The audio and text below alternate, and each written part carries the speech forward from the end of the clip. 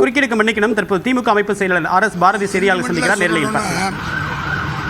எங்கள் தலைவர் தேர்தல் பிரச்சாரத்தை நாடாளுமன்ற தேர்தல் பிரச்சாரம் துவங்குவதற்கு அன்றுதான் பொன்முடி மீது இருந்த வழக்கு விடுவிக்கப்பட்டு அவர் அமைச்சராக ராஜ்பவனில் பதவி பிரமாணம் செய்துவிட்டு அவர் தேர்தல் பிரச்சாரத்தை துவங்கி 40க்கு 40 வெற்றி பெற்றோம். அதேபோல இன்னைக்கு டெல்லிக்கு போறாரு. முதல் முறையாக முதலமைச்சரான பிறகு டெல்லிக்கு செல்கிறார். பல கோரிக்கைகளாக தமிழ்நாட்டு மக்களுக்காக பல கோரிக்கைகளோடு டெல்லி செல்லுகின்ற முதலமைச்சருக்கு இன்றைக்கு காலையிலே செந்தில் பாலாஜி விடுவிக்கப்பட்டிருக்கிற செய்தி கிடைத்திருக்கிறது.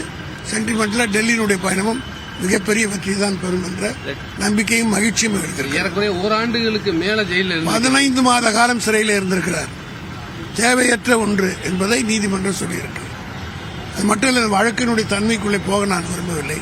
ஏற்கனவே முடித்து வைக்கப்பட்ட ஒரு வழக்கு தேவையில்லாமல், அதுவும் நீங்கள் அது எவ்வளவு அமௌண்ட் இன்வால்வ் இல்லாமல் போனால் அதுக்குள்ளே நான் செல்ல விரும்பவில்லை.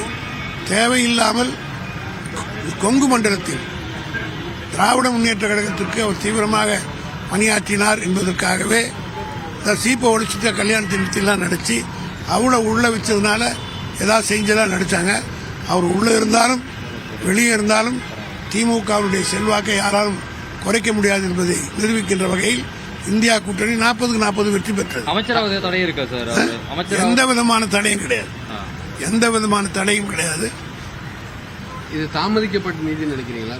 ஆமா, தாமதிக்கப்பட்டது என்றால் நீதிமன்றத்தில் அவர்கள் அமலாக்கத்துறையின் மூலமாக வேண்டுமென்றே திட்டமிட்டு இதை இழுக்கடித்தார்கள்.